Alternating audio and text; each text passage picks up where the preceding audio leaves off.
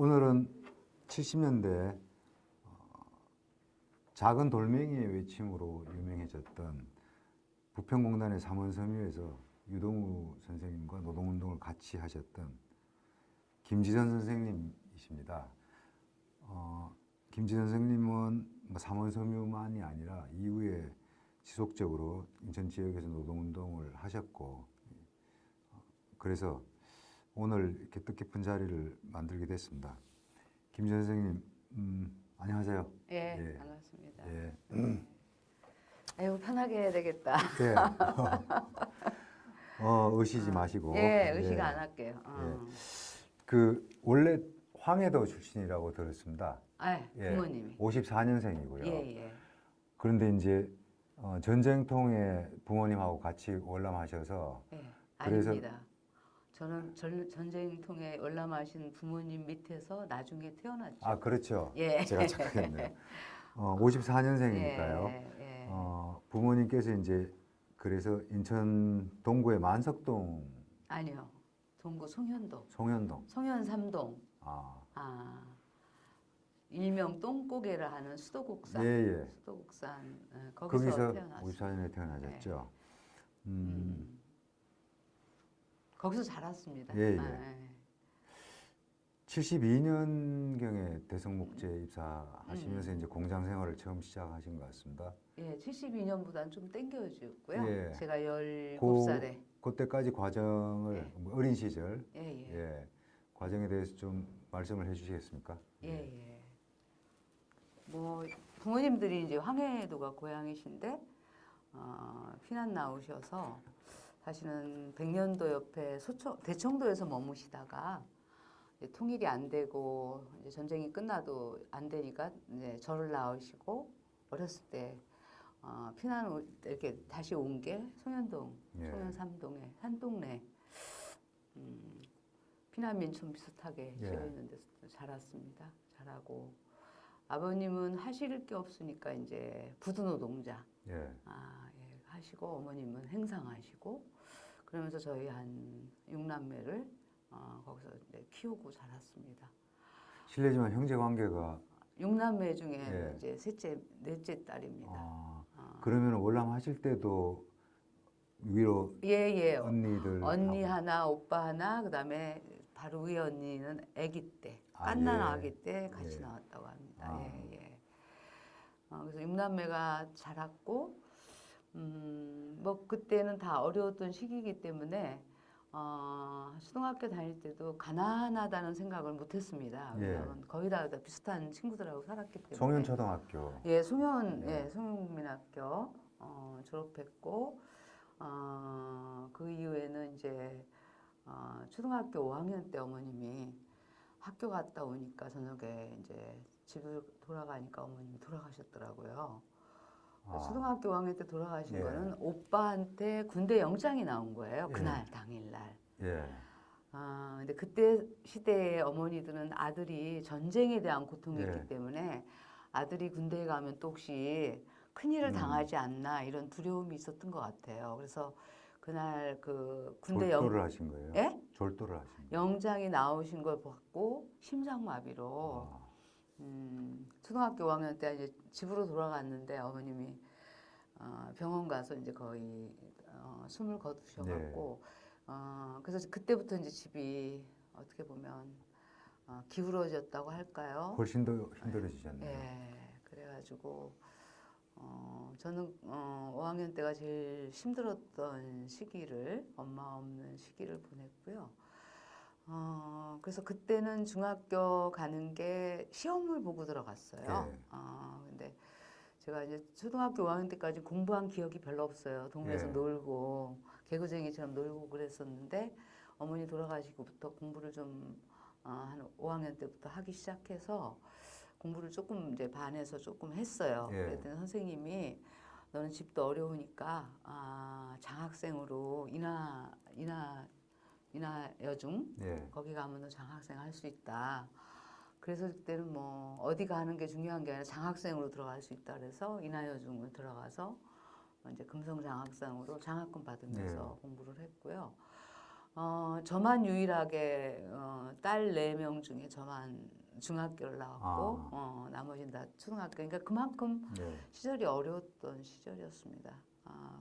근데 중학교 졸업하고 아버지는 그나마 다녔던 부두 노동자도 네. 연세가 좀 예. 그때 50대 말쯤 되셨는데 예. 해고당하셨어요. 말하자면 이제 힘들다고 예. 해고당하시고 그러니까 갈 데가 없고 그러시니까 이제 행상 같은 거 하시고 그러고 계셨는데 제가 이제 고등학교 가려고 했는데 갈 수가 없었던 거예요. 집안이 어려워서. 그래서 공장에 처음 들어간 게 내 이름으로는 안 되기 때문에 17살 때 예. 이름은 안 되기 때문에 언니 바로 4살 더 먹은 언니 이름으로 대성목재에 취업을 했습니다. 그래서 첫 공장이 이제 동일방지 근처에 있는 대성목재 만석동 취직을 했고 대성목재에서는 한 1년 정도 1년은 못 생활 다녔어요. 아니에요. 예. 몇 달 다녔는데 막교대였어요. 예. 막교대였고 12시간 막교대. 예. 12시간 낮에 일주일 동안 일하면 그 다음에 밤에 12시간 예. 일하고 그 다음에 12시간 일한 사람이 일요일 날 쉬면 나는 24시간 해야 되죠. 24시간 일하고 그래서 한 달에 2번 쉬고 예. 12시간 노동 하다 중간에 몇 달쯤 됐을 텐데 중간에 밤 노동을 하는데 예. 제가 했던 게 헛도라는 작업이라 이게 합판이 이렇게 접착하는 데인데 엘리베이터처럼 쫙 올라갔다가 이 기계 안에 있는 걸 다 이제 빼내는 작업을 하는데 비명 소리가 들려서 가보니까 한 분이 언니가 약혼을 앞두고 있던 언니였는데 이 머리카락에 롤러에 빨려 들어가가지고 산재를 당한 거죠. 예. 제가 그게 어린 나이 17살 때 그걸 본 거예요. 예. 그러니까 어떻겠어요. 그냥 진짜 공장 가는 게 무서워서 그 다음에 공장을 아버지한테 얘기해서 공장에 안 나가겠다고 안 나가겠다고 그러고 그만뒀어요. 그만두고 물론 이제 그 언니 이제 뭐 산재 당한 거 이제 병원에도 가보고 그랬지만 그때 네. 어린 나이에 이 머리카락이 이렇게 쓸려 들어가면서 이 껍데기가 이렇게 벗겨진 걸 제가 본 거예요. 밤에 달려가서. 그래서 아버지가 그러면 가지 말고 기술을 배워라. 그래서 그때 번 돈으로 좀 남은 걸로 이제 그 미싱자수 이게 천에다 수 넣는 거 있죠. 기계로다가. 욕고라고. 욕거 아니고요. 욕거 나중에 했고 미싱자수를 인천에서 배워가지고 학원이 있었어요. 배워가지고 몇 달 만에 취업을 한 게 취업을 부평으로 가서 취업을 하신 건가요? 아니에요. 그 사연인데. 천천히 생활. 자르라 그러면 자를게요. 예. 자를 수도 있어요. 조금 이제 미싱이 익숙해지면서 미싱을 우리가 모든 기술이 그렇듯이 잠깐 배우고 나서 실전에는 못 들어가잖아요. 그렇죠. 그런데 이제 서울에 계신 분이 연결해서 자기 딸이 애를 낳는데 자기 애를 한 달만 가서 봐주면 기술자로 1년 동안 고생하는 6개월 이상 걸려야 이제 기술이 이제 익혀지는데 그 과정을 패스해주겠다. 그래서 제가 외관에 내려가서 그러니까 말하자면 식모살이를 6개월을 한 거예요. 17 그때. 그리고 외관까지 가서요. 외관이 딸이 사는 데가 이제 그 외관이어서 그래서 이제 어쨌든 그게 더 늦춰져 갖고 올라갔는데 그때 가을이었거든요. 그래서 사실은 청계피복 옆에 있는 그 청계피복 있는 그 동네 거기서 청계천에서 사실은 미싱을 이제 하기 시작했는데 한 달도 안 돼 갖고 언니들이 기술자 언니들 다 이제 집으로 돌아가게 됐어요. 왜 그러냐면 계절을 타는 거기 때문에 봄, 가을 다 끝나면 겨울엔 돌아가야 되는 거예요. 그러니까 제가 일하려고 했는데 이미 언니들은 다 가는 추세였던 거죠. 그런데 이제 집에는 인천이지만 멀지는 않지만 내 돈을 벌어서 갖다 주기를 하고 왔는데 그래서 그때 거기서 받은 약간의 돈을 갖고 욕고 뭐 신문에서 뭐 며칠 하면은 기술자를 해대 뭐 이런 거 보고 가서 욕고를 배우기 시작한 거죠. 청계천에서요. 그 근처에서 요거를 한 일주일 배우고 또 어디 옮겨 다니고. 그래서 제가 좀 복잡하긴 한데요. 동우 형이 쓴 글에도 있듯이 이 요코라는 직업은 그때는 어느 때나 가도 기회가 비어 있으면 일할 수 있는. 그래서 일하는 하청집이 즐비했어요. 예. 큰 공장도 좀 있었지만. 그래서 사실은 임금이 작거나 또는 어떻게 보면 대우가 안 좋거나 또는 일거리가 떨어져서 여기서 쉬게 되거나 그럼 이러면 계속 옮겨야 예. 되는 거예요. 그래서 제가 아무튼 서울에서 거의 한 1년 반 동안 그러다가 또 취업이 잘 안 돼가지고 아무튼 욕구 기술자로 이제 조금 기술자로 되려면 돌아다니셨네요. 2년 3년 있어야 되는데 그때는 다 어디 가도 한바라고 그래요. 이제 아주 옆에서 이렇게 시단으로 돼야 되는 거니까.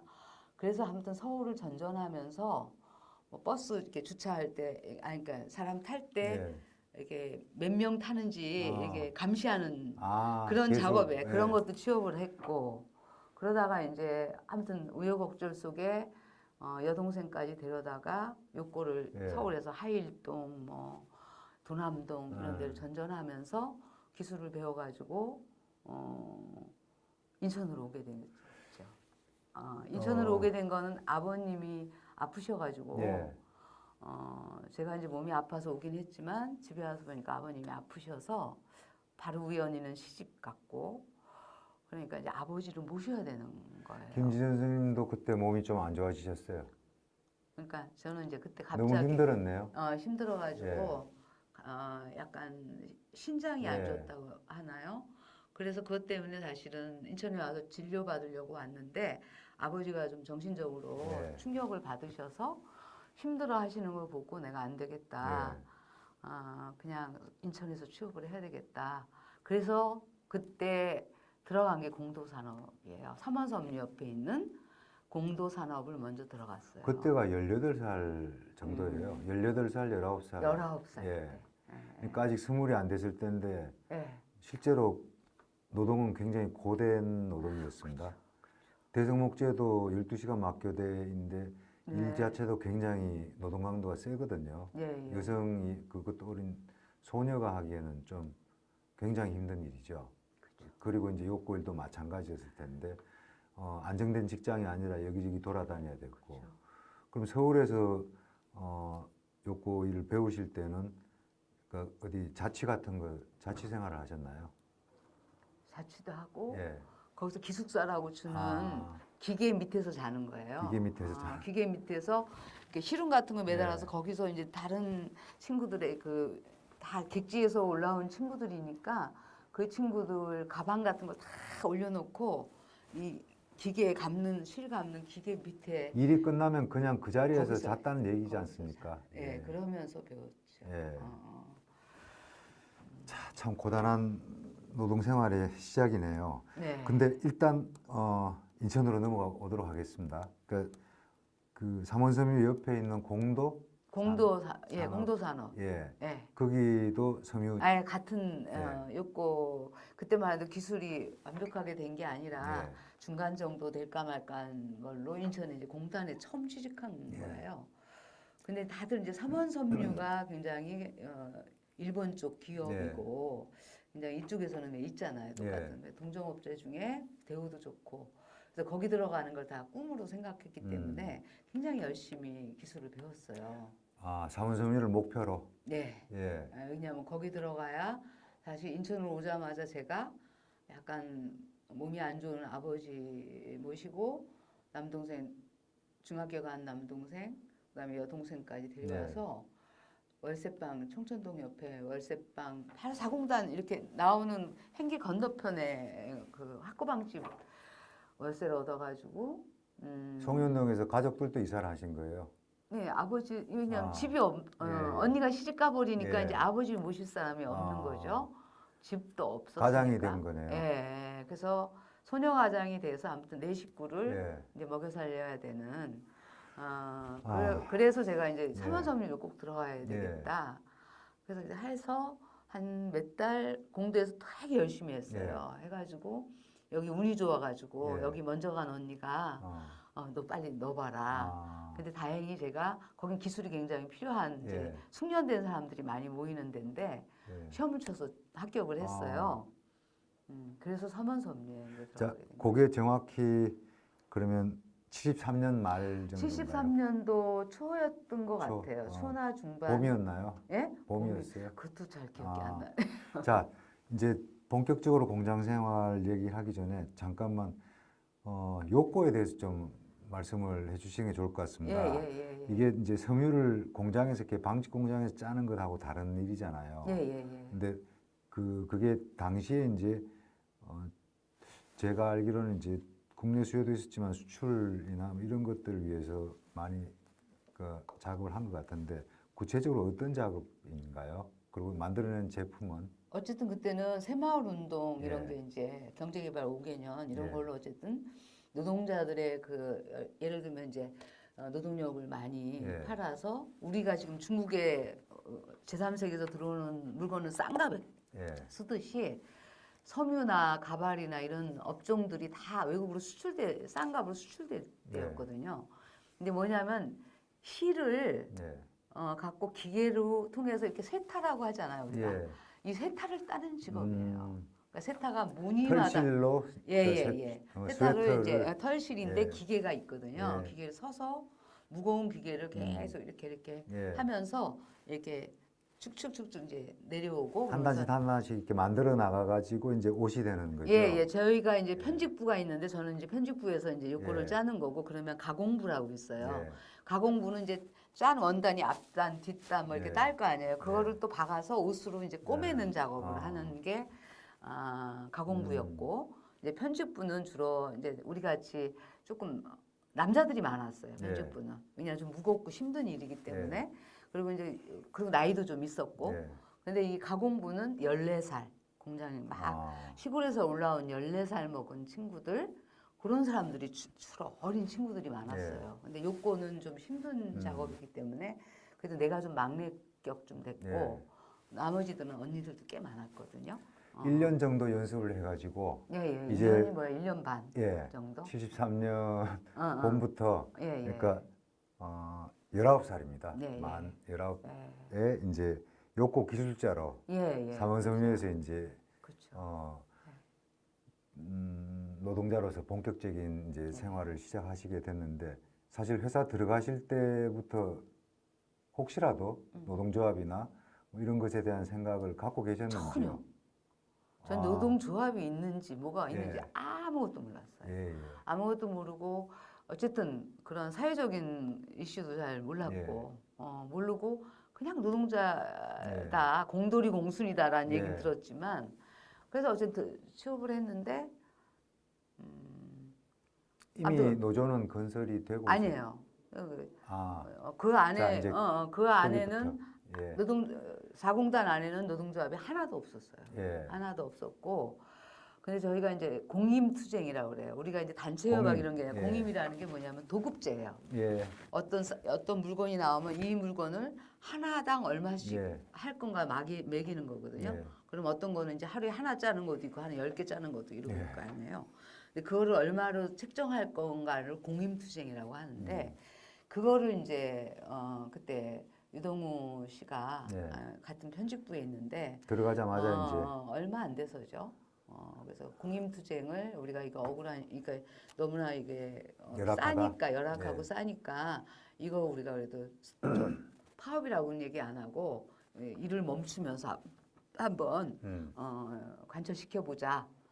그래서 그때는 그냥 다 친한 사람들이고 믿는 사람들이니까 뭐 그래도 되나 보다 그러고 따라서 한 거죠. 근데 경찰에서 막 와가지고 엄포를 놓고 부평경찰서에서 얘네들이 지금 어떤 세상인데 이게 빨갱이 년들 같으니라고 막 연놈들 같으니라고 막 이래서 그때 유동우 씨가 경찰이 오면 기계 앞에 서서 하는 척하고 가고 나면 또 하자 뭐 이런 전술을 썼어요. 경찰이 작업장에 직접 들어왔나요? 야, 그러면 직접 들어오고 부른 거죠 회사에서. 그래도 그나마 거기서는 삼원섬유가 깨끗하고 조금 더 예. 인건비나 이런 게 좀 많이 주는 예, 일본에 데였어요. 수출하는 예, 괜찮은 예.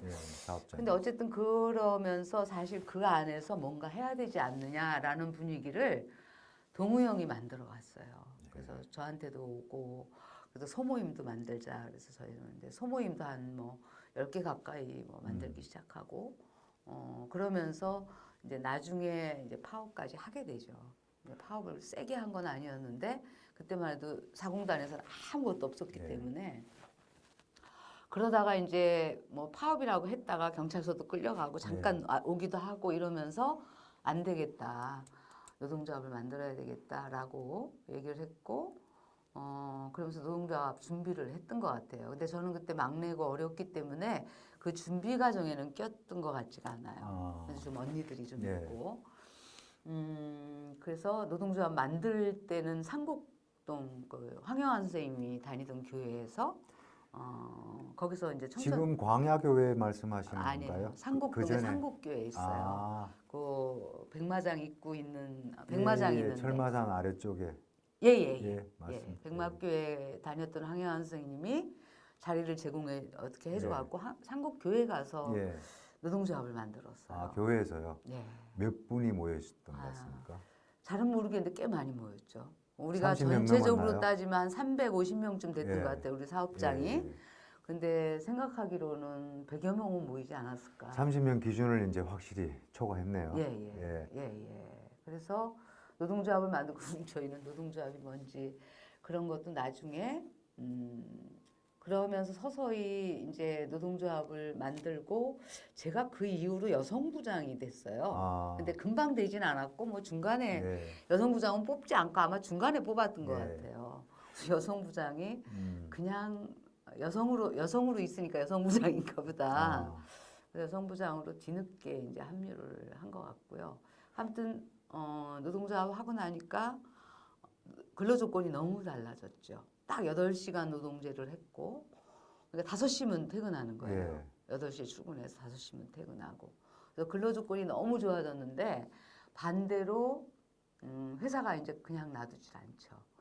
회사는 곧바로 그게 근로조건이나 이런 부분들이 이제 변화되는 걸 경험하신 거예요. 그게 저는 단체협약에 처음엔 들어가지 않았지만 단체협약을 하고 이러면서 굉장히 세게 네. 나갔기 때문에 거의 그때 근로기준법에 돼 있는 웬만한 건 다 관철을 시켰어요.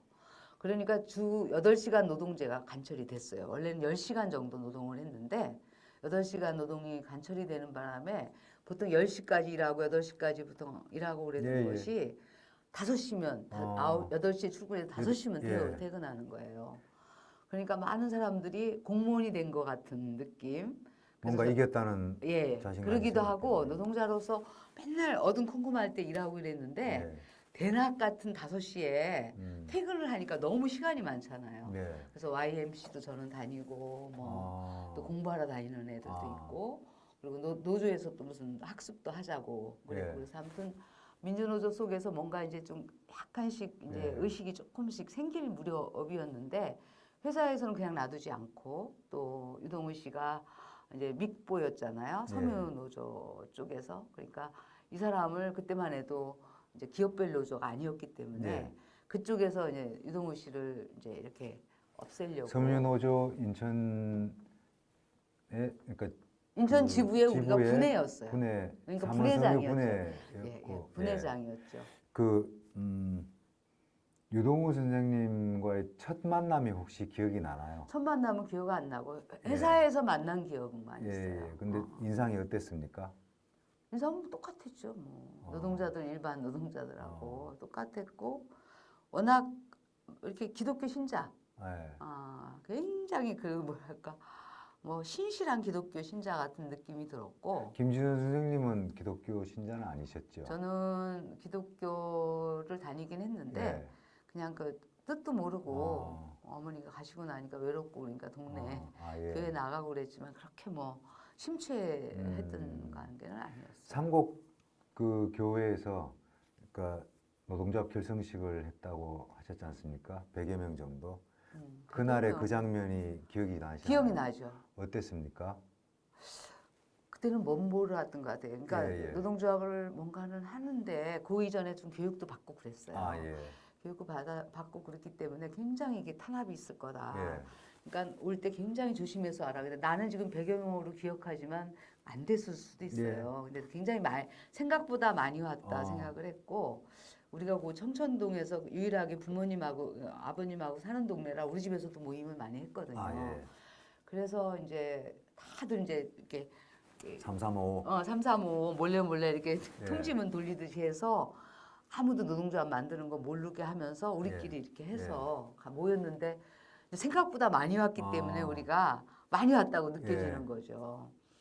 그래서 어쨌든 빨리빨리 해서 아무튼 선출하고 총회대로 그러니까 그것도 처음 겪는 거잖아요. 총회를 처음 난생 했겠죠. 처음 뭐 동의하냐 안 하느냐 뭐 이렇게 해서 가고 그랬지만 어쨌든 이것을 주도하는 그 유동우 형이나 또 그다음에 지원했던 그룹들 황희안 쌤이 항상 옆에서 지켜주셨고 그다음에 이제 산업선교회라는 산업선교회라는 건 그때 몰랐지만 조하수 목사님이 가끔 나타나서 이제 우리한테 교육도 시켜주고 그런 과정들이 그 사이에 있었어요. 그리고 우리는 이제 소모임도 준비 과정이 좀 그렇죠. 이제 지금 시간이 기니까 다 얘기할 수는 없으니까 그런 소모임들이 모여서 여러 가지 작업들을 하고 나서 노동조합이 그나마 탄압해서 못 만들면 안 되니까 기습적으로 만드는 걸 한 거고 그래서 그때 느낌은 우리가 그래도 됐다. 갖고 빨리 끝내갖고 이제 헤어지고 그래서 꽤 많이 모였던 걸 기억나는데 몇 명인지는 몰라도 꽤 많이 모였다 우리가. 73년 봄에 이제 처음 입사하셔가지고 73년 하반기에 노동조합 결성까지 이루어진 그렇죠. 봅니다. 근데 이제 곧바로 뭐 단체 교섭을 진행을 해가지고 일정하게는 성과를 냈는데 이제 사측의 탄압이 따르게 되는 거죠. 그러니까 그 과정 사측의 이렇게 탄압의 구체적인 그 과정이나 이 부분에 대해서도 좀 이제 얘기해 주시죠. 그 뭐 동우 형이 더 자세히 알 텐데 이거는 이제 회사에서 먼저 탄압을 했다기보다는 서민의료원 본부에서 이제 이분이 이제 소개하면 민주노조를 만들어서 굉장히 한국노총밖에 없었잖아요. 한국노총에서 또 다른 이제 가시처럼 돼버린 거예요. 그래가지고 뭐 여러 가지 정광모 씨라든가 이런 분에서 우리가 강의도 듣고 좀 민주노조 활동을 활발하게 하니까 이게 이제 다른 데 파급될 걸 생각해서 이제 자르기로 해서 거기서 제명을 했어요. 분회장을 제명을 해버렸어요. 서민노조 본부에서. 그러니까 이게 제명을 해버리니까 여기 사실은 출입을 금지시켰죠. 출입도 금지시키고 제명을 해버리니까 회사 측에서 해고를 시킨 거예요. 제명했다는 근거로. 그러니까 이제 회사에서 또 꾸며낸 게 뭐냐면 수습 대책. 그러니까 이제 분회장이 날아가 버리니까 이걸 수습한다 해서 수습대책위원회를 반노조 하는 사람들을 중심으로 만들기 시작한 거죠. 그게 그러니까 회사와 섬유노련이 합작했다고 생각하는 거예요, 저희는.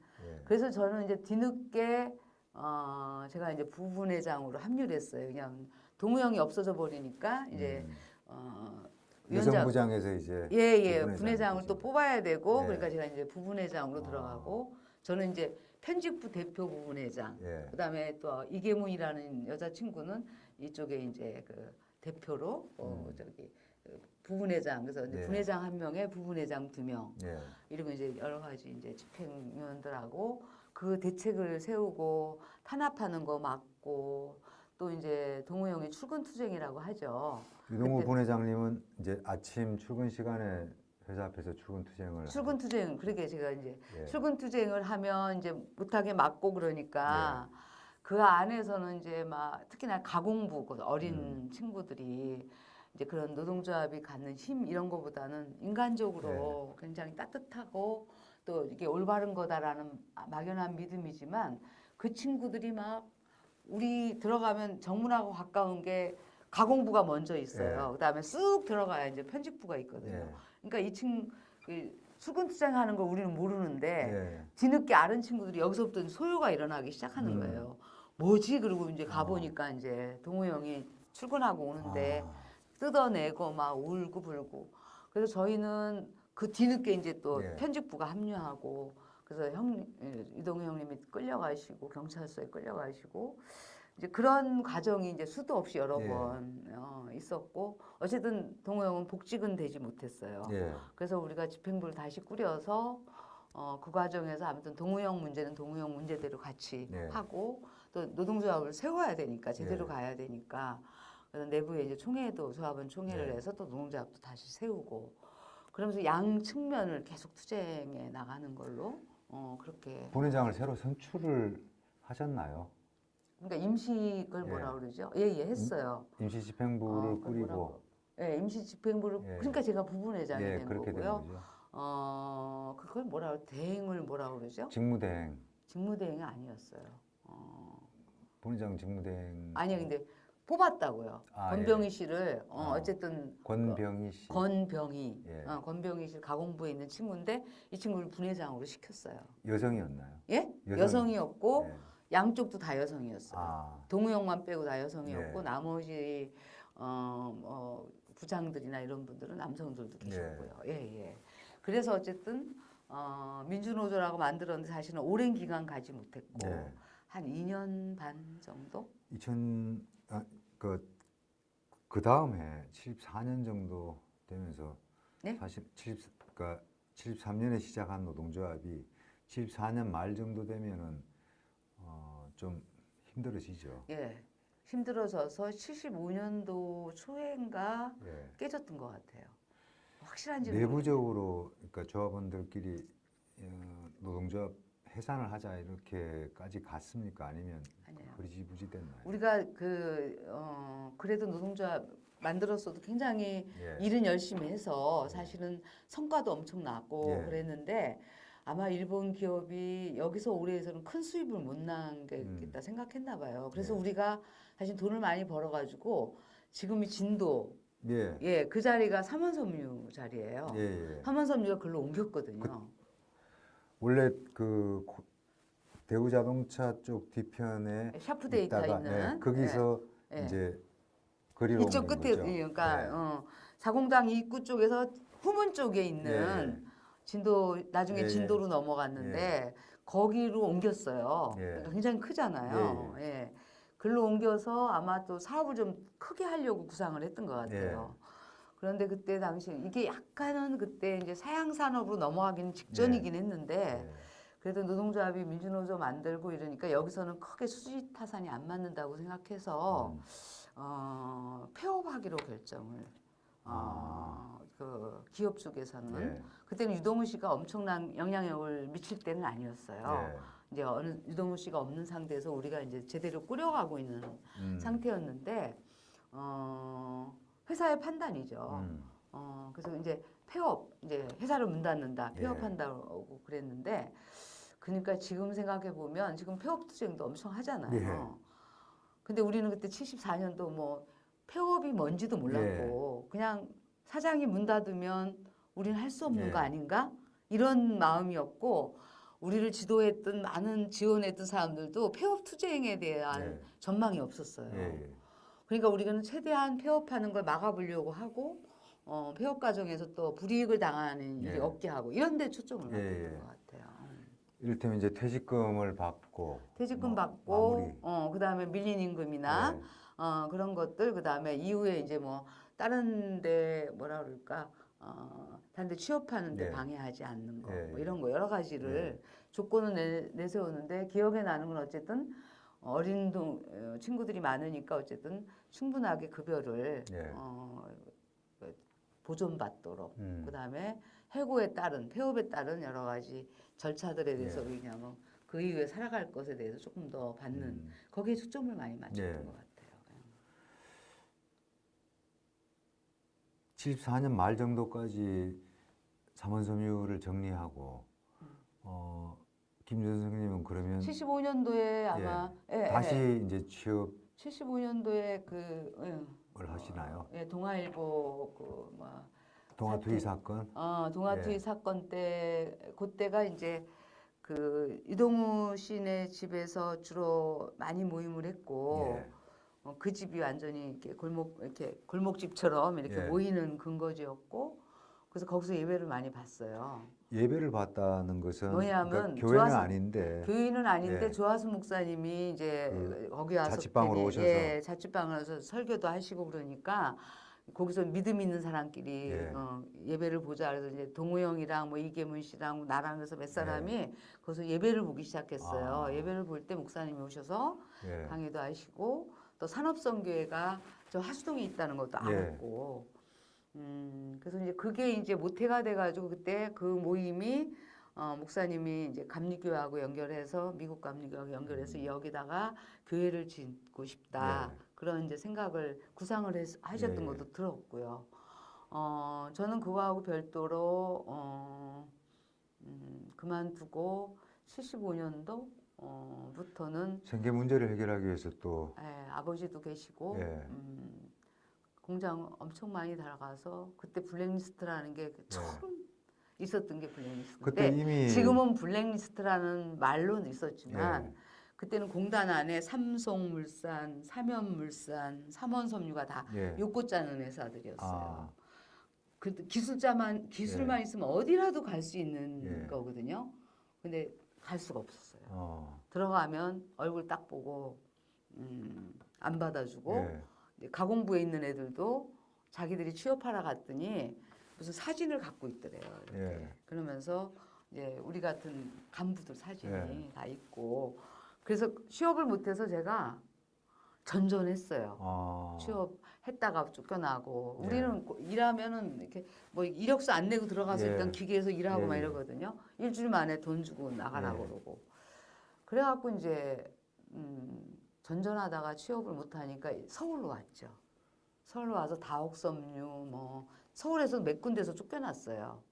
서울까지 그게 블랙리스트가 퍼진 것 같았습니까? 아니 그런 그 미원섬유였던 것 같은데 임선미랑 친구랑 같이 가서 이제 인천에 살거든요. 그 친구도 같이 가서 일을 하는데 딱 3일 만에 우리는 다 기술자잖아 이제는 3일 만에 딱 일을 하는데 나한테 오라 그러더니 3일치 일한 거 말고 일주일치 일한 가격을 주면서 나가주셨으면 좋겠다. 그런 예가 없거든요. 그랬더니 그건 묻지 마시라고. 그러니까 이거는 이제 블랙리스트 때문에 실제로 그게 실제로 존재했군요. 예. 그래서 나오고 결국은 다옥섬유라고 영등포 산선에서 좀 가까워요. 거기는 어떻게 취업이 됐어요. 그래서 기숙사에 들어가서 이제 일주일에 한 번씩 인천 아버지 있는데 왔다 갔다 하면서 일하고 그랬죠. 그러면서도 이제 광야학교회가 이제 그때쯤 5년. 5, 6년 그때 만들어지고 실제로 그 광야학교회가 세워졌어요. 나중에 이제 백마교회로 되는 그 광야학교회는 광야교회가 한참 후에 한 거기 10년 이상 후에 정천동에서 이제 시작된 거죠. 그래서 저희가 서울에 가 있던 삼원섬유에서 흩어진 친구들이 광야학교회 이제 일요일 만들고 모이고 그래서 거기가 이제 공동체처럼 일주일에 한 번씩 예배 오면서 서로 나누고 어디 취업한 사람도 또 나누고 뭐 수원에 가서 취직한 사람 뭐 이렇게 다 해서 또 모이고. 김지은 선배님은 그러면 삼원섬유에서의 투쟁 과정과 이제 마무리 이런 것들이 조합원들한테 패배감으로 이렇게 남은 것 같지는 않습니다. 저는 아니죠. 그리고 나머지 조합원 동지들도 어땠나요, 심정이? 우리는 졌구나, 그러니까 뭐 막 떠나는 깨졌구나. 친구들도 많지만 그때는 굉장히 동우형을 중심으로 해서 똘똘똘똘 뭉쳤는데 그때 이념이나 뭐 무슨 주장이나 이런 거보다는 다 객지 생활하는 나이 어린 친구들이 믿을 데가 없는데 따뜻하게 대해주고 그리고 자기를 한 사람의 인간으로 존중해주고 그리고 우리가 진짜 사랑했거든 서로. 굉장히 우리 같이 가자. 그리고 그러니까 운동을 이념이나 뭐 때문에 하기보다는 언니들이 저렇게 좋은 언니들이 하는 일인데 그리고 따라가고 일주일에 한 번씩 그러게 그래서 이제 모임이 모이고, 지속됐군요. 특히나 이제 황영환 선생님 같은 경우는 한국 베어링 해고자인지 나중에 알았는데 항상 우리가 투쟁하고 힘들 때 항상 옆에서 잠바 입고 계신 나이 드신 선배님이 항상 서서 우리한테 격려해주고 어떤 일이 있어도 달려와 주시고 그래서 야 대단하신 분이다. 어. 그래서 이 길이 약간 지주처럼 예. 굉장히 힘이 됐던 것 같아요. 목사님은 어. 어쩌다 나타나셨지만 예. 황영환 선생님은 언제라도 부르면 달려오시는 예. 분이다. 그래서 이제 그런 기반들이 있어서 아마 노동자들이 예. 엄청나게 서로 신뢰하고 인간적인 관계가 더 강했던 예. 기 때문에 패배감이라기보다는 배운 게 많다 그런 거였고 상당 부분은 미리 이제 떠난 사람들도 많긴 예. 하죠. 그래도 챙겨주려고 많이 노력을 했고 그래서 지금은 뭐 많이 만나지는 못하지만 동우 형이 그 역할을 좀 많이 해야 되는데 못하셔서 흩어져 있긴 하지만 개별적으로는 연락이 많이 되고 있어요. 예. 75년 6년에 이제 서울에서 그 욕구일을 계속 하시면서 가족들 생계를 계속 책임지고 이렇게 챙길 정도로 일을 잘 하셨다는 말씀이에요. 예. 1급이었어요. 1급 노동자. 1급이고 그리고 그 일당이 뭐 그러니까 네 식구 정도가 사는 데는 뭐 그러니까 이게 이제 보통 버틸만 했다고 그때 보면 되겠습니다. 아까도 얘기했지 가공부나 예. 이런 그 요게 미싱으로 받고 이러는 친구들은 임금이 쌌어요. 그렇겠죠. 엄청 싸서 내가 그때 유임을 쓴 거 중에 설렁탕 한 사람의 인건 하루 일당이 설렁탕 한 그릇 값이 웬 말이냐 뭐 이런 예. 쓴 기억이 나거든요. 예, 예. 그러니까 설렁탕 한 그릇밖에 안 되는 일당을 받았어요. 그 친구들은. 근데 우리는 아까도 말씀드린 도급제라고 했잖아요. 예. 이제 이 세타를 아, 하나 짜면 10,000원이다. 그러면 기술이 많은 사람은 10,000원 더 짜고 두 개, 세 개 짜고. 두 개, 세 개 예. 짜고 못한 사람은 한 두 개밖에 못 짜고. 그러니까 이게 이제 차이가 예. 좀 있죠. 1급 정도 그러니까 아. 거의 이제 탑은 아니지만 탑 예. 비슷하게 되는 정도 순위니까 제가 버는 돈이 우리 바로 위에 언니 형부가 인천제철 들어가셔서 받는 월급보다 제가 많았어요. 아. 예. 지금은 아니지만 당시에는 아유, 당시에. 제철 노동자들이 그러니까 저희는 그렇게 많이 번 게 아니었어요. 인천제철은 굉장히 예. 임금이 쌌어요. 예. 근데 어쨌든 형부가 받는 그 용광로에서 일하시는 예. 형부가 받는 임금보다 제가 한 3만 원 가까이 받았어요. 괜찮은 기술자네요. 그래서 예. 형부가 나한테 대단하다 그랬는데 어. 그렇지만 우리는 도급제이기 때문에 이게 예. 오르락내리락 하죠. 그리고 거의 정신없이 일을 했겠네요. 그러니까 그러니까 그때 우리가 유행했던 말이 똥구멍이 찢어지라 일한다. 예. 예, 그런 얘기를 우리가 썼어요. 그러니까 시계를 항상 걸어놓고 초시계 예. 이렇게 가는 거 걸어놓고 1분에 하나 짜기 위해서 진짜 그래가지고 하나가 뭐가 문제가 생기면은 예. 그날은 이제 무너지는 거잖아요. 그렇죠. 그러니까 하다가 보면 망가지는 예. 것도 있고 그 초시계처럼 움직였어요. 그러니까 얼마나 지금 생각하면 그렇게 안 하면 못 사니까. 예. 그러니까 노동조합도 하랴 그것도 하랴 그러니까 사실은 온전하게 매달리지 못해 노동조합에도 인건비는 안 나오잖아요. 예. 저희는. 그러니까 중간에 일하면서 이제 노동조합 활동도 해야 되니까 도급 이게 월급제 같으면 그냥 대충 하면 되는데 남들은 10개째 할 때 내가 11개 짰는데 노동조합 하다 보니까 7개밖에 못 짜는 거예요. 그런 손해를 감수하면서도 노동조합이 해야 되니까 예. 했고 저희 애들한테는 굉장히 큰 교훈으로 남고 그리고 이제 이걸 정당하다고 생각했으니까요. 김 선생님은 삼원섬유의 이제 경험 이후에 더 본격적으로 노동운동을 해야 되겠다는 생각이 계속 그러니까 남아 있었겠습니다. 예. 그런데 이제 사건이 있었어요. 78년 3월 26일에 부활절 여의도 사건. 부활절 투쟁이 있습니다. 그때까지 그러면 이제 한 3, 4년 동안에 3년. 예, 계속 그 광야교회에 이제 광야교회 오시고 그리고 그리고 광야교회 다니면서 서울도 이러저러한 취업하고 활동들을, 이제 아까도 얘기했지 쫓겨나기도 하고 막 이러다가 이제 정착한 게 이제 다옥섬유라는데 조금 큰 공장인데 거기 있고 이제 그런 상태였던 것 같아요. 근데 어쨌든 동일방직은 인천에 있으면서 산업선교에 내가 가끔 갔거든요. 동일방직 76년 투쟁에도 교류를 하셨네요. 교류 정도가 아니죠. 예. 조하승 목사님은 이미 아. 산업선계 예, 한강한 선생님도 실무자여셨고 동우영도 거기서 훈련을 받은 예. 신 분이기 때문에 교육을 받으러 최영희 선생님이나 황영한 선생님이나 조하승 목사님이 뭐 그때 전태일 동지에 대한 얘기도 많이 해주시고 노동법에 대한 얘기, 노동자의 권리 얘기 이런 얘기 많이 해줬기 때문에 굉장히 의식이 좀 많이 깨이기 시작했던 시기고 예. 해고당하고 나서도 광야교회를 중심으로 항상 교류를 했고요. 그다음에 제가 서울에 있긴 했지만 그때는 이렇게 신문에 전화도 없는 사회이기 그랬죠. 때문에 전화가 많지 않았죠. 세상이 어떻게 돌아가는 거 알려면은 예. 기독교 방송 서울에서 하는 예. 금요기도회가 있어요. 나중에 목요기도회 하다 금요기도회로 바꿨는지 예. 그래서 일주일에 한 번은 거의 또 서울에 왔어요. 그래서 인혁당 금요기도에 참석을 하셨다는 말씀이시죠? 그래서 뭐 인혁당 사건 피해자들의 절기도 들었고 뭐 또 동일방직 문제 또 뭐 청계피복 문제 이런 걸 다 거기서 듣고 또 우리 갔다 온 사람들이 또 교회에 와서 얘기하고 이러면서 교회 공동체가 어떻게 보면 다 뿔뿔이 흩어진 노동자들을 또 이렇게 교류하면서 힘을 주는 관계로 갔고요. 저는 서울에 있으면서 그러니까 동일방직이 투쟁하는 거 다 봐왔고. 혹시 당시에 사공단이었습니다. 반도 상사.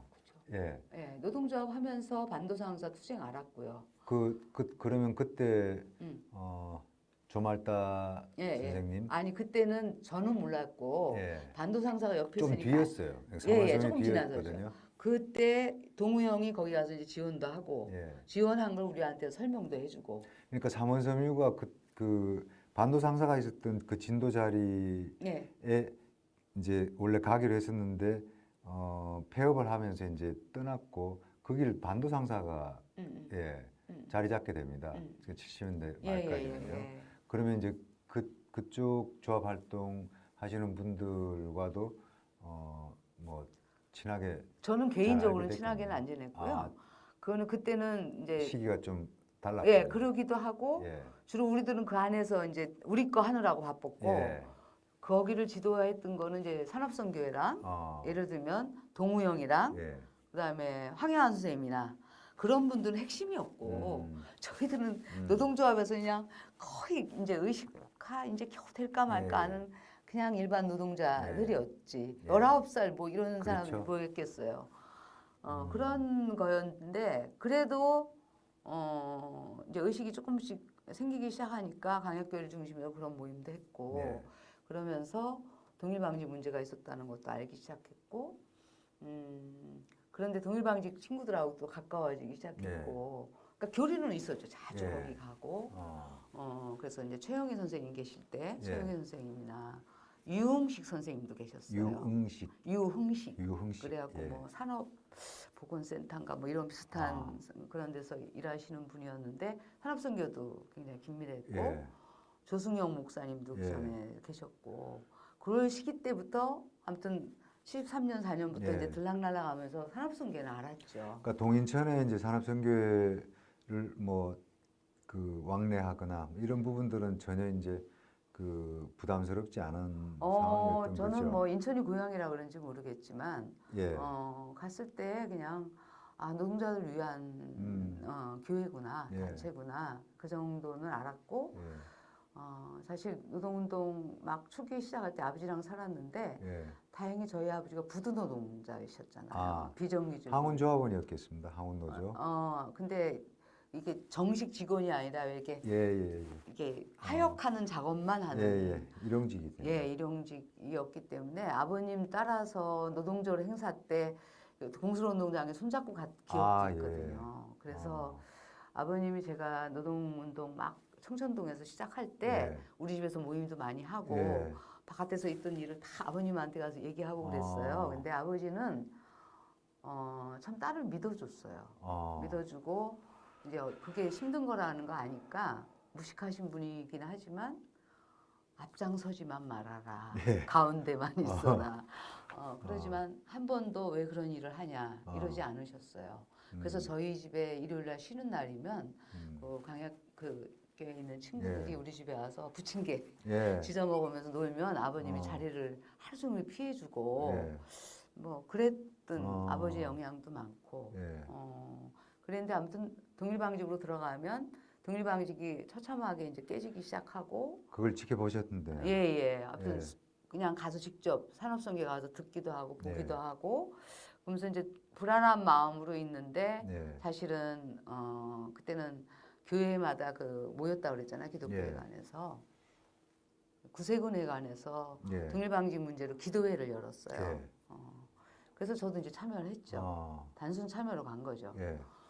그래서 정명자가 거기서 호소문 낭독을 했어요. 예. 근데 한 1000여 명이 모였어요. 엄청 많이 모였어요. 구세군 교회에서. 예. 예. 그런데 사람들이 통곡하고 다 울었어요. 정명자가 낭독하는데 이제 똥을 먹고 살 수 없다 우리는 예. 이제 그래갖고 굉장히 긴 호소문을 정명자가 또 굉장히 파워풀하게 예. 이제 호소문을 낭독하니까 모든 사람들이 다 통곡하고 우는 분도 계시고 그런 분위기였어요. 그런데 이제 딱 끝나고 이제 헤어지면 끝이잖아요. 예. 그런 건 우리도 많이 봐왔고 끝나는 마당에 영등포 산선에서 온 노동자들 그다음에 인천 산선에서 올라간 노동자들 그런 사람들이 이렇게 보면 대충 알잖아요. 우리 저녁이나 같이 먹자. 그래서 모여가지고 그때 이철용 씨라고 그 빈민운동 오방동네 예, 사람들. 빈민운동 했던 이철용 오빠가 여기 오신 거예요. 그래갖고 그분이 밥 먹는데 내일 기독교 여의도 부활절 예배가 있는데 생방송으로 한대더라. 마이크 이렇게 개방돼 있고 거기 가서 이걸 얘기하면 훨씬 더 호소력이 있을 텐데 그 얘기를 했어요. 근데 아무도 그거 못하겠다고 그런 사람 없이 다 좋을 것 같다고. 그래서 그 자리에서 여관으로 갔어요. 여관으로 가서 갑자기 모의를 한 거예요. 10여 명 정도가. 그래서 영등포 산선에서 실제로 준비된 게 아니었네요. 하나도 준비된 게 아니었죠. 누가 준비를 해요? 아무도 동일방직 여성 노동자들이 계획을 짜온 것도 아니었고요. 아니에요. 동일방직 그 명자는 나보다 한참 어린데 예. 자연 발생적으로 됐는데 아마 이철용 씨 정도는 그래도 좀 해야 되지 않냐 이런 시각을 갖고 있지만 강요한다고 되는 건 아니잖아요. 그날 모였던 분들 기억나시는 대로 말씀을 해보시겠습니까? 전태일 동생 전태삼 씨도 있었고요. 그다음에 우리 같이 6명 구속됐는데 6명이 다 뭐 정명자, 동일방직, 저, 그다음에 원풍모방의 장남수, 남영나이론의 김현숙, 박림방적의 진혜자, 또 한 명 있어요. 근데 이름이 지금 생각 안 나네. 그래서 6명 있고요. 그다음에 산업성계 인천에서 간 사람은 뭐 인재근 씨도 갔죠. 밑에서 옷을 챙기고 있었다고 하더라고요. 인재근 씨도 그 참여했고요.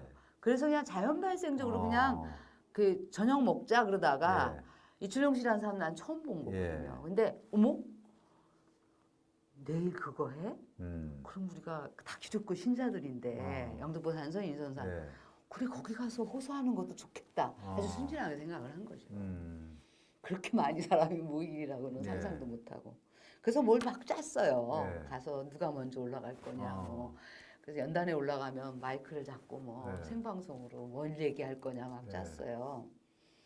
짰는데 아침에 이제 그래서 새벽에 걸 가는 버스 타고 가서 여러 가지 지금 계획이 있는데 그걸 지금 뭐 짧으니까 다 얘기는 할 수 없고 어쨌든 이철용 씨가 불을 뭘 확 밝히면 우리가 확 나가는 걸로 했는데 서기를 못 구해가지고 못했고 우리가 마지막에 6명이 순간적으로 이 사람 학생 출신들이잖아요. 이게 잘못하면 우리 스스로 하는 거를 뒤집어 씌울 수도 있겠다. 그래서 우리가 순간적으로 가방을 다 인재근 씨한테 던져준 거예요. 누가 앞으로 나가자 이럴 때 인재근 씨가 난 안 하겠어 그런 적도 없는데 언니 이거 가지고 가고 우리 이렇게 된 거 나중에 알려줘 그러고 올라갔죠. 우리 다 사시나무 떨듯이 했죠. 50만 명이 모였는데 대단한 용기네요. 그리고 그게 거기 그럴 가서는 정도 얼마나 규모일 거라는 생각도 못했을 거 아니에요. 나중에 공소장에서 알았죠. 아무튼 갔는데 이 머리가 새하얗고 사람이 오는데 이게 우리가 많은 집회를 가보면 알지만 이 강변의 모래알이라는 예. 인간이 모래알 같은 느낌이 들고 막 그 연단 앞으로 가려는데 거기에도 막 떠밀려서 가고 그러니까 우리 꼬맹이 이 20살도 안 된 꼬맹이 전화 예. 조금 20살 넘었지 그 두려움에 떨면서 다 벌벌벌벌벌 떨고 예. 있었어요. 그래서 제가 그때 얘기를 한 게 뭐냐면 그래서 자리도 못 잡고 막 어떻게 해야 될까 말아야 될까 그러는데 내가 안 하고 싶었어요. 그래서 왜냐하면 겁도 나고 이렇게 많은 사람들 우리가 얘기하면 들리기나 할까 그런 뭐 연단이 한 100여 명 이상 올라갈 수 있는 연단이 예. 기독교 유명한 목사님들 다 뒤에 앉아 아. 계시고 여기 앞에 연단에는 그 마이크가 한 20개 정도 예. 쫙 있고 그러니까 우리는 겁이 났죠. 예. 겁이 나고 다시 사시나무도 떠는데 한 친구가 남영나이론에 있는 현숙이가 갑시다 그래갖고 아. 갑시다 하는 바람에 다 가방 던지고 예. 6명이 올라간 거예요. 올라가서 한 20초나 얘기했나. 다리가 후들후들 그런데 정신이 딱 없었을 텐데. 이걸 던지고 올라갈 때는 평정이 되더라고. 아. 사람이 뭐를 결단하기 직전엔 떨리지만 예. 딱 칼을 뽑는 순간은 안 떨려. 예. 그래서 그때 경험을 했어. 그 이전이 떨리고 막상 진행하면 사람이 네. 그 길을 가는구나. 그래서 구속이 됐어요. 마이크 잡았습니까? 마이크 잡았죠. 아니 마이크는 현숙이가 제일 먼저 올라갔고 예. 갑시다 이 친구가. 예. 그 다음에 내가 따랐고 예. 4명은 줄줄이 올라오다가 연단에서 서 있고 예. 현숙인 가자마자 서석구 목사 잊어버리지도 않아. 서석구 목사님 기도하고 있는데 이쪽에 CBS라고 쓴 걸 탁 얘가 움켜졌어요. 예. 그래갖고 동일방지 문제 해결하라.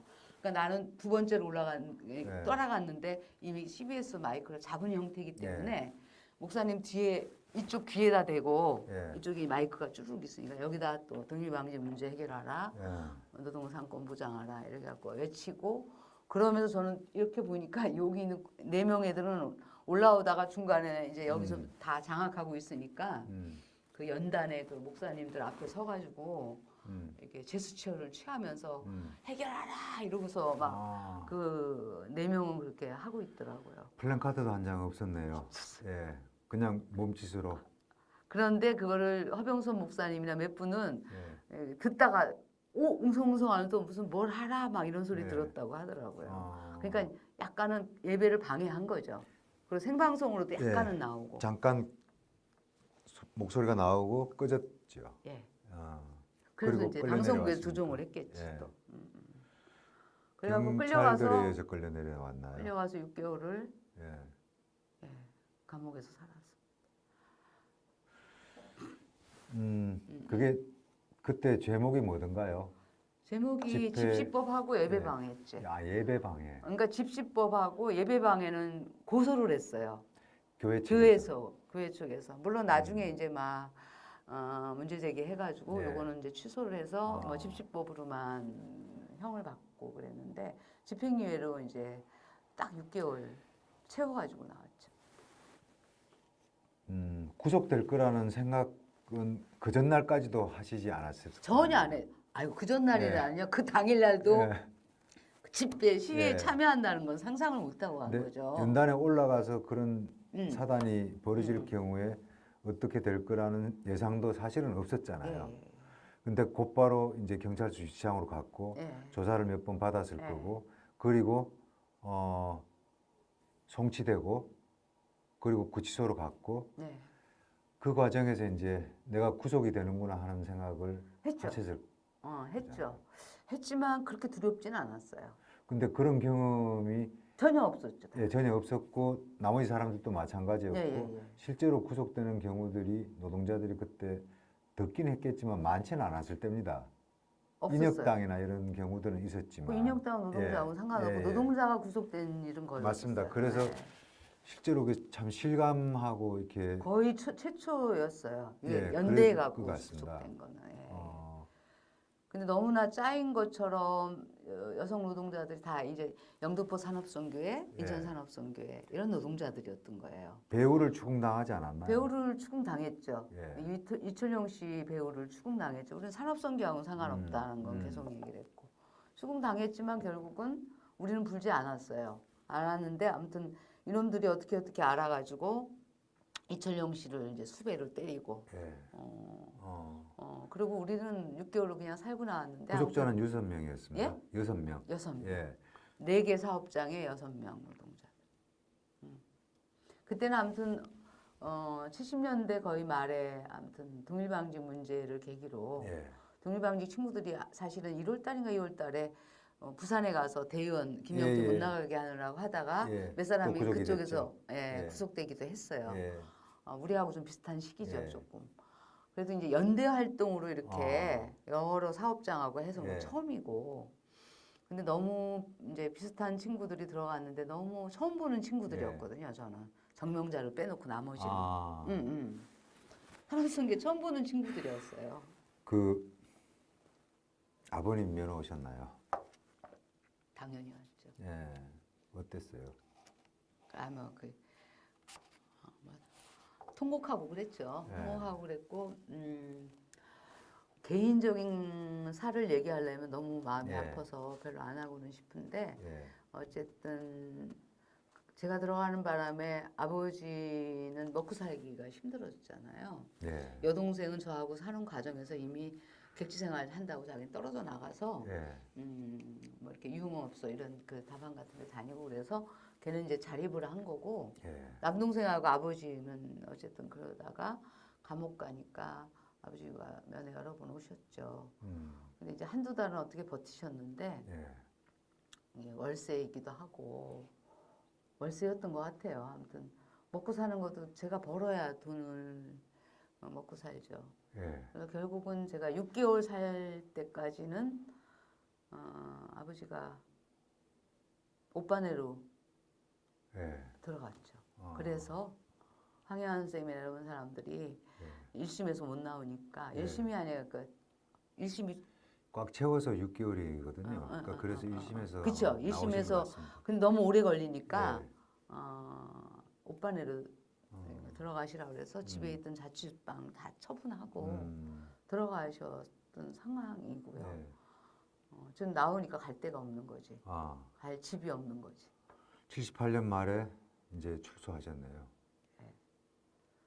그래서 사실은 인천에 있어도 집이 없고 예. 오빠네 집은 뭐 7 식구니까 예.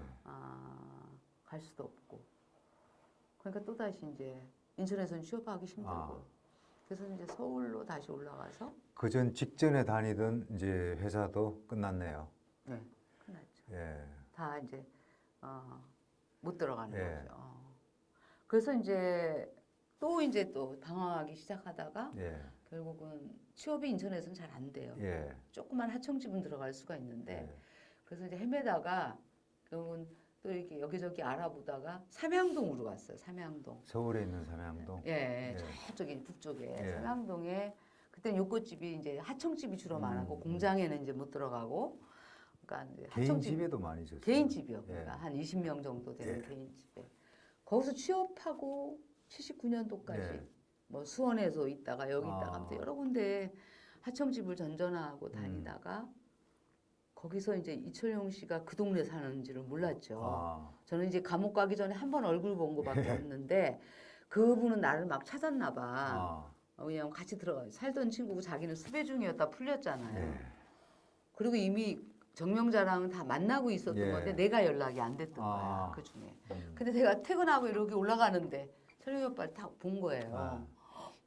이러더니 이제 거기서 이제 삼양동 그 오빠네 동네 중심 산동네거든요. 예. 중심으로 전 퇴근하고 이제 그 언니네 집에 가고 그러면 정명자, 장남수 우리 같이 감옥 갔던 동기들이 또 골로 모이고 그래서 한 달이면 한 2-3번 정도 모여서 예. 하고 근데 특이했던 거는 79년에서 80년 넘어갈 때 그때가 서울의 봄 예. 박정희 죽고 막 이럴 예. 때잖아요. 저는 자취활동 그 삼양동에서 예. 하고 욕구 짜러 다녔는데 그러면서 그때 이철용 씨가 어둠의 자식들 예. 막 쓰고 황영석영 씨가 그 예. 이름으로 책을 내고 막 예. 이럴 쯤인데 이제 빈민운동 그 예. 허병선 목사님하고 이렇게 예. 하실 때거든요. 그래서 그때 거기서 이제 만나면서 제가 그러니까 노동운동 쪽만 보다가 예. 이제 그 이철용 씨라는 삼양동에서 예, 욕구 짜면서 만난 사람들은 예. 문화운동하는 사람. 그러면서 또 빈민운동하는 예. 사람. 그러니까 다양한 사람들을 거기서 만난 거예요. 예. 철령이 오빠가 또 이렇게 집을 거의 개방을 해가지고 아. 학생운동 뭐 모든 사람들이 거기 아. 떨거지들이 다 거기 왔다 가고 예. 저희들도 떨거지지 이제 예. 해고당해서 갈 데 없으면 오빠네 가서 밥 한 끼 먹고 오고 예. 산 아주 꼭대기에 있는 예. 집이었는데 언니가 너무 좋으셨어요. 그래서 음. 그쪽 중심으로 저는 이제 동월교에는 하월곡동이 있는데 예. 거기를 또 다녔어요. 아. 그러니까 산업선계는 너무 멀고 그러니까 나름 이제 그 78년 부활절 투쟁과 구속의 예, 이후에 이제 마음을 좀 정리를 했죠. 할 수가 있었네요. 예, 그래서 노동운동을 해야 되겠다고 생각했는데 다시, 예. 인천에서는 취업하기 힘드니까 예. 이제 서울로 올라와서 공장을 모색하는데 공장을 찾기가 힘드니까 아. 그러니까 결국은 하청집으로 또 들어갔는데 음. 거기가 삼양동이었던 거고 그래서 이제 삼양동 그 오빠네 중심으로 해서 어마어마한 사람들이 그때 어려운 시기니까 몰려다니고 이랬던 시기예요. 그래서 이제 거기서 교류를 많이 하고 그러다가 사실은 광주 항쟁이 딱 됐죠. 예. 그러면 광주 5.18을 삼양동에서 네. 예. 그래서 제가 그 삼양동 그러니까 5.18 그러면 광주만 많이 생각하잖아요. 예. 서울에서 삼양동을 빼놓을 수가 없어요. 그래서 이제 아. 책에도 장남수 씨가 최근에 책을 냈는데 거기도 나오고 예. 그다음에 윤기현 씨라고 서울로 간 허수아비 쓴 예. 농민운동가 예. 그분도 이제 그 어디다 글을 써서 나왔는데 이 79년부터 80년도에 이 삼양동에서 무슨 일이 있었냐면 광주 항쟁이 일어나는 그 봉쇄되는 순간까지로 우리가 다 알았어요. 예. 그 뭐냐면 저희 책 내는 문제 때문에 노동자들이 이제 감옥 예. 갔다 왔다고 책 내는 문제도 있고 그래서 현암사를 이제 예. 그 황석영 씨하고 저하고 그다음에 이철용 씨하고 해서 찾아간 적이 있어요. 아. 찾아갔는데 황석영 씨가 그 자리에서 광주 사시니까 광주 집에다 전화했는데 전화가 통화가 안 되고 그다음에 또 지인들한테 전화해도 통화가 안 되고 그리고 이미 황석영 선생님은 광주 상황을 알고 올라왔던 분이니까 봉쇄된 거를 아는 거예요. 그래서 광주 상황은 황석영 씨가 대충 얘기해서 알았는데 그때 그날 봉쇄가 예. 되면서 이제 거의 연락이 끊기는 그러니까 음. 전체적으로 비상사태가 되는 시기에 왔고요. 그때부터 이제 저희는 이거 광주가 지금 봉쇄됐다. 서울에서 네. 뭔가를 해야 된다. 막 이런 얘기를 하고 있고 그 이후에 윤기현 씨가 네. 처음으로 탈출을 했어요. 광주에서. 서울로 간 허수아비를 쓴 예. 동화 작가. 예. 그리고 농민운동. 윤기현. 윤기현. 예. 예. 그 해남 농민운동가인데 예. 그분이 올라와서 광주의 그 생생한 광주 상황을 알렸죠. 알려서 그 형 도피시키고 그 다음에 이제 윤한봉 씨 올라오셨고 그다음에 윤한봉 씨라고 윤한봉 씨가 바로 밀항을 하신 게 아니고 서울에 오셨군요. 서울 올라와서 밀항하는데 도움을 주신 분들이 꽤 많죠. 네, 철령이 오빠네 집에 오셨어요. 그래서 저희가 그분이 얘기하는 것도 다 들었고 그리고 그분을 이제 대사관에 가서 이제 이렇게 하려고 사실은 제가 대사관 가서 탐험하러도 가고 현숙이랑 둘이 그런 일을 많이 시켰어요. 철령이 오빠가 막 그 어디 가봐라 저기 가봐라 그래가지고 27이었어요. 예? 그때 27살이었어요. 예. 26인가 7인데 그 어쨌든 광주 얘기를 들으면서 우리도 뭔가 해야 된다. 막 이래가지고 그 삼양동에서 벌였던 일들이 수배자들이 엄청 몰려온 거를 이게 도망시키는 일을 철령 오빠가 했어요.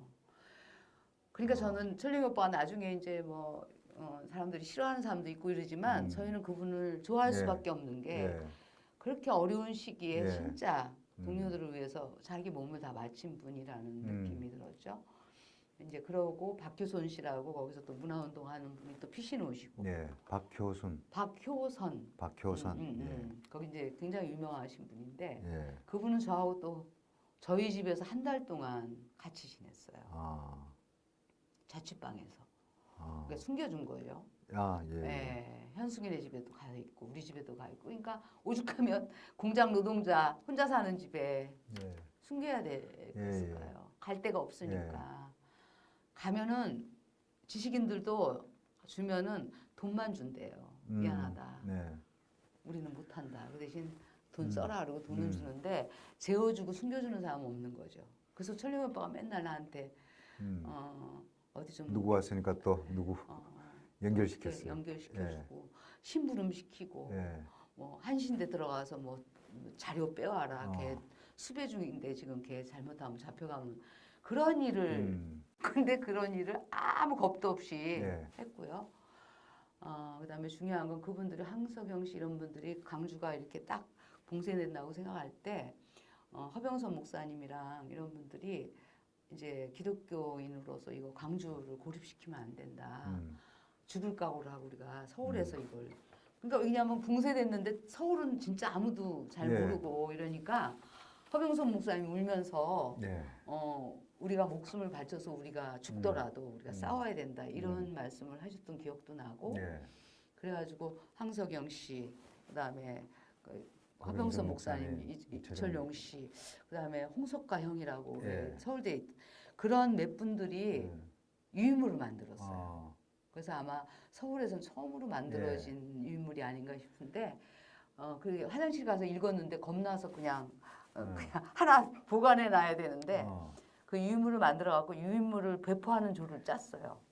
갖고 나하고 서울 철룡이 시내를 돌아다녔나요? 아니에요. 서울 시내는 돌아다녀서 하는 게 아니라 게릴라처럼 한 번에 확 주는 거. 그래서 이철용 오빠하고 저하고 한 묶음, 현숙이라고 남영나이론 같이 들어갔던 친구하고 현숙이라는 친구 말고 그 홍석가 오빠하고 한 팀. 근데 몇 팀이 세 팀 정도를 짜가지고 광화문 저는 그 광화문에 이렇게 덕수제가 쪽으로 가다 보면 육교가 있어요. 여기서 저는 하나로 하는 걸로 했고 현숙이는 명동 지하 있잖아요. 거기다 하는 걸로 했고 한 팀은 어디인지는 기억이 안 나는데 그래서 일단 한탕 하고 탁 와서 어디 제과점에서 이렇게 전화해보고 없으면 튀자 이렇게 돼갖고 저는 이제 철령이 오빠랑 이제 부부처럼 팔짱 끼고 이렇게 가방 하나에다가 유물을 이만큼을 넣고 그냥 가방 하나에다 넣고 이런 방법이에요. 육교에 올라가서 사람이 없죠. 어둑어둑 할 때. 딱 그 유물을 통째로 떨어뜨리는 거예요. 그리고 우리는 얼른 육교로 내려와서 택시 타고 가는 거고 그러면서 이렇게 보면 이게 난리죠. 이렇게 떨어지다가 차가 막 다니니까 호해처럼 날려요. 그래서 그걸 보면서 우리는 택시 타고 쫙 가고 그 다음날 아침에 오빠하고 대체 거기 가보자 그래서 아침에 딱 광화문에 갔는데 총 들고 딱 올라가는 입구에 총 들고 이렇게 있더라고요. 그때는 뭐 고려대학교 이런 데다 뭐 개헌군들이 뭐 막 탱크 몰고 들어간다 뭐 이런 얘기가 있을 때였으니까. 근데 그런 걸 겁 없이 했어요. 그리고 수배자하고 겁 없이 그 오늘 이 사람 갈 데 없으니까 너네 집 가서 자라. 알았어요. 딱 데리고. 구속되는 것보다 더 위험할 수 있는 일이었죠. 그런데 이 광주 항쟁 거기 당한 오빠들이 올라와서 얘기하는 걸 들으면서 물론 이제 저희가 감옥 생활까지 하면서 약간의 정치 의식이 노동 의식은 당연히 생긴 거고 정치 의식이 생기긴 했지만 광주 항쟁이 이렇게 되는 거를 보면서 이 사회의 구조적인 문제에 눈을 뜨기 더 크게 뜨기 시작한 거예요. 그래서 이게 노동자라는 하나의 세력만 갖고 되는 게 아니라 이 거대한 이 권력 구조라는 게 이런 그 하나의 그 지역 하나를 통째로 이렇게 탄압하고 죽이고 이러면서 하는구나. 우리가 역사를 공부할 저희도 공부도 안 하는 사람들 아니에요. 그러면서 오는 약간의 뭐라 그럴까 억울함 그리고 뭔가 이렇게 우리 엄마 아빠들이잖아 다. 그래서 거기에 대해서 나도 뭔가를 했구나 이런 같이 할 수밖에 없다. 그런 생각이 들고 정치 의식이 크게 커진 거죠 그때. 그래서 이제 어쨌든 정권을 바라보는 게 막연하게 노동운동 탄압 이런 게 아니라 전체를 보는 힘이 커진 거죠. 누가 뭐 교과서적으로 가르쳐 주지 않아도 그러면서 이제 그렇게 80년대를 보냈죠. 80년 상황이 다른 누구보다도 사실 굉장히 그러니까 가깝게 광주는 아니었지만 네. 몸으로 겪으신 것 같습니다. 예. 다시 인천으로 내려오시게 되는 게 80년을 지나서 결심을 하시게 되는 건가요? 82년도에 산업선교에 취업하기 산업선교에 이제 취업을. 그 전에 고 끝나고 요거까지는 하고 좀 밥 예, 먹어도 예, 되죠. 그래갖고 제가 거기 동월교회 허병선 목사님이 예. 있는 동월교회 동여울. 동월교회라고 동월교회. 하월곡동에 있는 예. 거기에서 이제 뭐 이렇게 창으로다가 막 학습하고 그래서 막 그 젊은 청년들하고 교류도 많았고 막 그러긴 했는데 저는 이제 노동 현장으로 또 가야 되겠다 해서 이제 작은 데에서는 하청집에서는 돈은 벌지만 노동운동은 못 하는 거예요. 작은 데서는 노동조합을 만들 수가 없으니까. 그래서 이제 그때 안 되겠다 싶어서 이제 전두환 정권이 들어와서 계속 탄압을 이제 엄청나게 하니까 서울의 봄 때는 우리가 이제 종로에서 막 이렇게 서울역까지 같이 행군하고 막 이런 것도 했지만 그거 참여했어요, 저도. 그래요? 그럼요. 왜냐하면 서울에 있었기 때문에 예. 같이 했죠, 여러 사람하고. 근데 그랬지만 결국은 이제 노동자들 이제 민주노동자 다 탄압하기 시작하잖아요. 그래서 이제는 장기전으로 가야 된다. 그리고 난 노동자이기 때문에 노동자로 살 수밖에 없다. 그래가지고 이제는 조그만 데 자꾸 전전하다 보니까 너무 힘든 거예요. 월급도 안 나오면 또 조그만 데 또 옮겨야 되고 막 이러니까 그래서 큰 공장을 알아봐 갖고 흥한섬유라고 가리봉동에 있는 그 구로공단 흥한섬유 가리봉역에서 한 5분 거리밖에 안 되는 그러니까 거기도 이제 공업단지죠. 거기에 취업을 했어요. 샘플 사로 아주 굉장히 고급스러운 거죠. 요거 짜는 공장이에요. 그래서 거기 들어와서 기숙사 생활 몇 개월 하다가 거기 노동자들하고 뭔가 해보려면 기숙사 생활로는 안 되거든요. 그래서 내가 월세를 얻어서 따로 이제 구로동에다가 얻어서 거기 있는 노동자들 여성들을 문해 교육 시키는 거. 거기 노동자들이 다 그때만 해도 80년대인데도 편지가 오면 나한테 살짝 와서 언니 이거 좀 읽어달라고. 그래서 글씨 못 배웠니? 그러면 초등학교 다니긴 했는데 다니다가 중간에 그만둬서 다 못 읽는다는 거예요. 그렇게 읽고 읽어준 친구들 또 글씨를 제대로 못 쓰는 친구가 꽤 많았어요. 그래서 내가 노동조합은 둘째치고 애들을 글을 가르쳐야 되겠다. 그런 생각이 들어서 자취방을 얻어갖고 거기는 이제 소모임 몇 명 하는 친구들 그러니까 나이도 어린데 나도 그래갖고 이제 나와서 우리 집에서 이제 그 공부를 문해교육 하는 거를 누가 지도를 했냐면 허병선 목사님이 있는 민중교육연구소라고 있었어요. 민중교육연구소. 거기서 이제 그런 자료를 만들었어. 애들 노동자들 야학처럼 교재. 그 교재를 갖고 거기서 이제 학생 출신인 지금은 이제 까먹었는데 여자분이에요. 그분이 와서 교육을 몇 번 했어요. 사실은 그게 내가 치안본부에 안 끌려갔으면은 그 모임을 계속 했을 거예요. 그리고 그런데 그 큰 공장에 들어가서 이제 샘플 사러서 이제 기술도 인정받으니까 샘플사가 된 거잖아요. 샘플사? 샘플을 만드는 사. 그러니까 제일 그러니까 이제 이런 거가 들어왔다 그러면 완벽한 게 만들어내서 보여줘야 되는. 왜 그러냐면 요거를 만들어주는데 이렇게 원본이 오잖아요. 그럼 그걸 그대로 몇 개를 짤 수 있는가 내가 먼저 짜서 그거를 공정에 들어가기 전에 오케이 받으면 공정에 들어가는 거니까 기술자로 최고 대우 받는데 그 동네에서 그런 작업을 하고 있는데 전민노련 사건, 이태복 씨, 그 다음에 그런 사건 때문에 그게 또 80년 말, 81년도, 81년 초였어요. 그래가지고 제가 이제 박태현하고 친하진 않았지만 그 동네에서 이제 가리봉동에서 만나고 박태현이 어려움 겪는 거 알고 내가 그 집 이사 가는데 도움 주고 박태현하고 연결돼가지고 박태현을 찾느라고 그 집에 내가 짐을 날라주고 그러면서 이제 그랬던 게 들통이 나갖고 치안본부 공장에 있는데 면회가 왔다는 거예요. 그래서 나가니까 뒤로 가시죠. 81년도에 그 공장에서 돈 좀 벌려고 했는데 또 끌려간 거죠. 전민노련 사건으로는 구속은 안 되셨죠? 저는 구속될 이유가 없는데 시한본부가 어딘지도 아무도 몰랐어요. 신철영 씨, 유동우 씨 다 구속 다 들어갔는데 남영동으로 가셨나요? 그거는 남영동으로 갔죠. 제가 갔다 나와서 남영동인지 밝혀진 거예요. 그러니까 제가 이제 들어가서 끌려갔는데 잠도 안 재우고 예. 거기 들어가니까 밤에는 그 뭐지 고문당하는 소리 예. 밤새 들리고 여름이었는데 나한테는 계속 성적인 추문을 하고 계속 이제 회의하고 근데 이제 동우영 얘기도 나오고 나는 이제 알잖아요. 예. 동우영 신철영 씨도 알고 예. 그리고 이제 이미 그 전민노련 사건이 있다는 걸 태연이한테 들었고 예. 여기서 예. 근데 그걸로 내가 이제 그쪽에 태연이랑 어떤 관계냐 이런 것 때문에 이제 쫓겨가는데 문제는 동우영이 나랑 모임하는 거랑 이 모임이랑 두 군데를 왔다 갔다 했어요. 예. 근데 여기 모임이 몰래 하는 모임이 뭐가 있었냐면 항영한 선생님하고 인천 중심으로 동우영까지 포함해서 이제 80년대 너무 예. 심각해지니까 이제 우리가 좀 예. 힘을 기르는 모임을 하자. 노동자 학습 모임을 결사 조직 같은 걸. 예예 이제 학습 모임 비슷한 걸 예. 했는데 거기에 이제 부활절 예배 갔던 그 친구 몇 명을 또 이제 의식 있는 예. 친구니까 낀 거예요. 요 모임을 하는데 요게 이제 하부 조직으로 또 들어가면 어떡하나. 예. 이게 잘못하면 이것까지 나 들어가잖아요.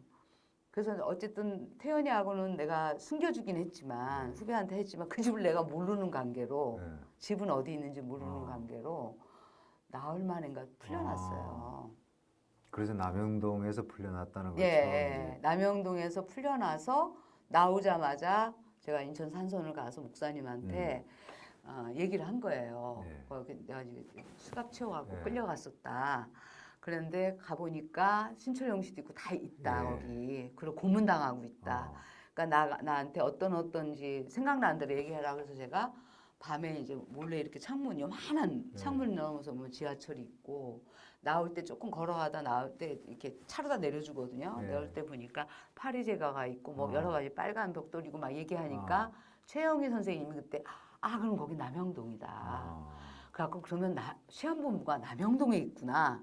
그래갖고 그때부터 이제 남영동을 뒤지기 시작한 거고 저는 그러고 나서 그 다음에 다시 이제 자취방으로 돌아가야 되잖아요. 근데 이미 자취방에 돌아가기 전에 이놈들이 날 내보내고 나서 2년을 괜히 내보냈다 이렇게 된 거예요. 왜냐하면 2년을 이렇게 연결하면 또 찾을 사람이 많다는 걸 어디서 들은 거야. 그래갖고 우리가 자취방에 또 온 거예요. 또 왔다는 거야. 그러니까 내가 못 들어갔죠. 그래갖고 우리 여동생을 시켜서 내 자취방을 빼게 하고 저하고 이제 그 같이 모임했던 황성선생님하고 모임했던 3명은 나를 다시 찾으니까 이 사람들이. 그래서 해남으로 피신을 갔어요. 그래서 거기서 한 2달 동안 도발이 치다가 이 문제가 해결돼서 올라왔죠. 그래서 그게 81년도. 예. 일단 거기까지 하시고 이제 조금 쉬겠습니다. 예. 기억력이 대단하신데.